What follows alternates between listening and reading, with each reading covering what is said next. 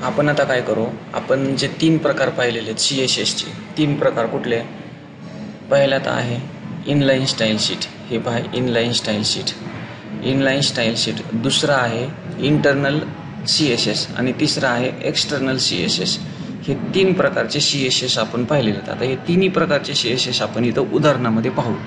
आपण काय करतो, HTMLचा प्रोग्राम लिहितो. HTMLचा प्रोग्राम लिहिण्यासाठी पहिली स्टेप काय असते, ओपन आणि क्लोज ब्रॅकेटमध्ये हा सिंगल टॅग आहे, सिंगल ओपन क्लोज टॅग आहे. कुठला, डॉक टाईप HTML. हा टॅग लिहावा लागतो आपल्याला. हा लिहिला, उद्गारवाचक चिन्ह डॉक टाईप लिहायचं, एक स्पेस द्यायचा आणि त्याच्यानंतर हे HTML लिहायचं. त्याच्यानंतर आपण काय करतो, हे HTML लिहितो. ओपन क्लोज टॅगमध्ये HTML लिहितो. त्याच्यानंतर आपण काय करतो, हेड लिहितो आणि हेडमध्ये आपण टायटल लिहितो. आता हे टायटल लिहिल्याच्या नंतर टायटल आपल्याला इथंही पाहिजे 3 प्रकारचे CSS हे मी प्रोग्राम रन केलेला आहे. आपल्याला इथं दिसतं 3 प्रकारचे CSS. इथं नाव लिहिलेलं आहे. हे नाव कुठं लिहिलेलं आहे, ह्या टायटल आणि टायटल टॅगमध्ये आपण लिहिलेलं आहे. ह्या टायटलमध्ये लिहिलेले जे नाव आहे हे ब्राउझरचे जे टायटल आहे या ठिकाणी हे नाव येतं. म्हणजे इथं जे तुम्ही नाव लिहिता ते नाव काय होईल, इथं येईल. आपण हे टायटल टॅग लिहिला. आता पहा हेडमध्ये आपण काय केलं, टायटल टॅग लिहिला आणि टायटल टॅग आपण हेडमध्ये क्लोज केला, बरोबर. त्याच्यानंतर आपण पाहणार आहोत 3 प्रकारचे CSS. 3 प्रकारच्या CSSमध्ये पहा, जो तिसरा प्रकार आहे एक्सटर्नल CSS. हा एक्सटर्नल CSS काय केला जातो, हेड टॅगमध्ये टायटल नाव लिहिल्यानंतर आपण काय करतो, एक्सटर्नल CSS आपण आता जोडणार आहे. एक्सटर्नल CSS म्हणजे कसं की इथं काय लिहिलेलं आहे, style.css. त्याच्यासाठी आपल्याला हा टॅग वापरावा लागतो. लिंक रेफरन्स रील हा जो आहे ना, हा टॅग आपल्याला यूज करावा लागतो लिंक नावाचा. तर ह्या लिंक नावाच्या टॅगमध्ये आपल्याला काय लागेल, reel is equal to style sheet हे कीवर्ड लक्षात ठेवायचं आहे आपल्याला. आणि आपण इथं हा href हा बी कीवर्ड आपण style.css ही एक्सटर्नल फाईल आहे.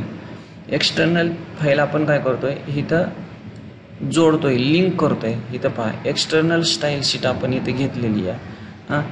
एक्सटर्नल CSS वापरलेले डिव आहे.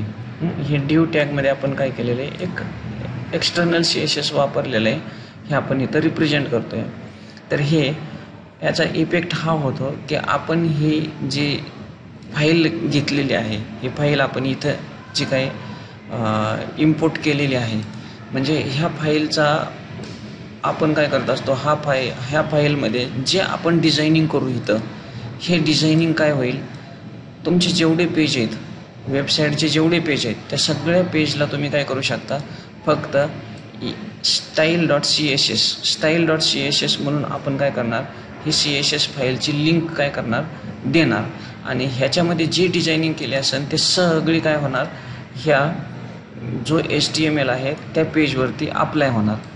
आता तुर्तास आपण इथं काय फक्त ही केलेली काय केलेली आहे, फक्त आपण इथं जॉईन केलेली आहे, म्हणजे घेतलेली ही फाईल, इथं अटॅच केलेली फाईल. ह्याच्यामध्ये आपले एवढे इफेक्ट आपण लिहिलेले नाहीत. आपण पुढल्या उदाहरणामध्ये त्याचे इफेक्ट पाहू.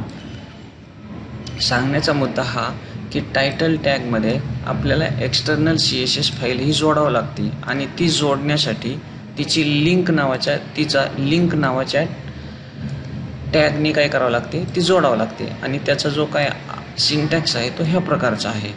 त्याच्यानंतर इंटरनल स्टाईल शीट. आता इंटरनल स्टाईल शीट काय करावं लागतं आपल्याला, आपण पाहिलेलं आहे इंटरनल स्टाईल शीट ही हेड टॅगमध्येच लिहावं लागतं. मग आपण काय केलं, हेड टॅगमध्ये इंटरनल स्टाईल शीट लिहिण्याचा जो सिंटॅक्स आहे तो काय, स्टाईल नावाचं जे टॅग आहे तो घ्यायचा. स्टाईल नावाचा टॅग ओपन केला आणि इथं स्टाईल नावाचा टॅग क्लोज केलेला आहे. आता स्टाईल नावाच्या टॅगमध्ये तुम्ही जो काही प्रॉपर्टी आणि व्हॅल्यू घेताल त्याचा इफेक्ट काय होईल, तुमच्या ह्या बॉडी टॅग तुम्ही इथं स्टार्ट केलेला आहे, ह्याच्यामध्ये तुम्ही जे काही लिहिताल तो काय करतो, हा इंटरनल स्टाईल शीटचे इथं अप्लाय करतो. आता पहा आपण काय केलेलं आहे, त्याच्यामध्ये H2 टॅग घेतलेला आहे. H2 मध्ये काय केलं, ओपन कर्ली ब्रॅकेट घेतला आणि क्लोज कर्ली ब्रॅकेट घेतला. आता हा H2 म्हणजे बॉडी टॅगमध्ये आपण H2 कुठे घेतलेलं आहे, इथे H2 घेतलेला आहे. आता ह्या H2 बॉडी टॅगमध्ये फक्त H2 घेतलेला आहे आणि काय लिहिलेलं आहे की हे इंटरनल CSS वापरलेले शीर्षक आहे. आता इंटरनल CS वापरलेले शीर्षक आहे हे इथं लिहिलेलं आहे.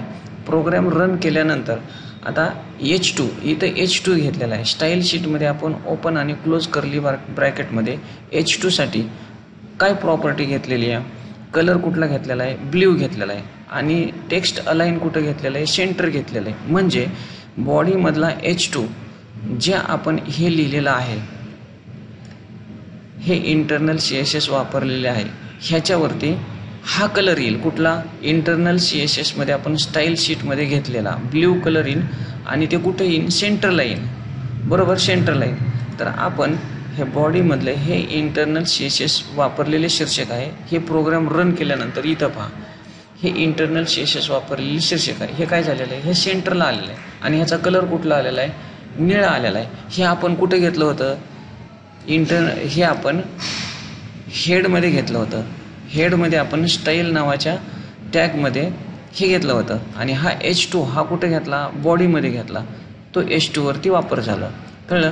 आता हे इथं क्लोज केलं, ओपन आणि क्लोज कर्ली ब्रॅकेटनं हा H2 क्लोज केला. आपण परत P टॅग घेतला. पॅराग्राफसाठी काय केलं की ओपन आणि क्लोज कर्ली ब्रॅकेटच्या मध्ये काय लिहिलं? फॉन्ट साईज 18 लिहिली आणि कलर ग्रीन लिहिला. मग हा कुठे यूज होणार? हा इफेक्ट कुठे दिसणार? तर बॉडी टॅगमधल्या P नावाच्या टॅगवरती. इथं पहा पॅराग्राफ टॅग P घेतला. हा काय लिहिलं आहे? हा परिच्छेद इंटरनल CSS वापरून डिझाईन केला आहे.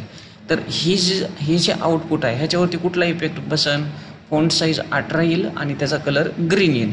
तर पहा का इथं आले हा परिच्छेद इंटरनल CSS वापरून डिझाईन केला आहे. बरोबर, म्हणजे हे आउटपुट आपल्याला इथं असं दिसेल. आणि त्याच्यानंतर एक्सटर्नल CSS मध्ये जस्ट आपण काय केलेली की एक लिहिलेलं आहे की डिव क्लास इंटरनल डिव हे एक्सटर्नल CSS वापरलेलं डिव आहे. हे एक्सटर्नल CSS वापरलेला डिव आहे.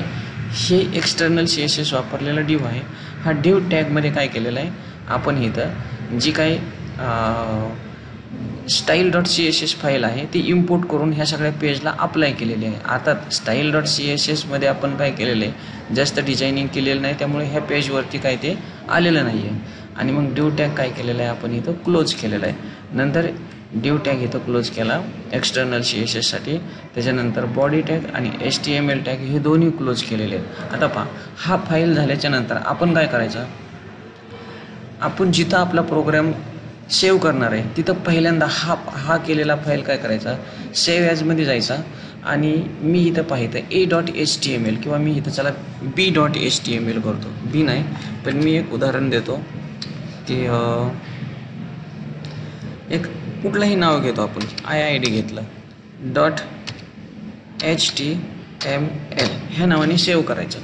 HTML नावाने मी काय केलं? ही टोटल फाईल सेव्ह केली. आता हीच टोटल जी फाईल आहे ना ही टोटल फाईल काय करायची? पुन्हा काय करायचं? सेव्ह ॲजमध्ये जायचं आणि ही फाईल पुन्हा तुम्हाला मी IID केलं ना तर मी IID2 लिहितो किंवा कुठलीही लिहितो मी .css ने सेव्ह करायची. तीच फाईल पुन्हा काय करायची? सेम टू सेम फाईल फक्त पहिल्यांदा HTML ने सेव्ह करायची, .html ने सेव्ह करायची आणि दुसऱ्यांदा .css ने सेव्ह करायची.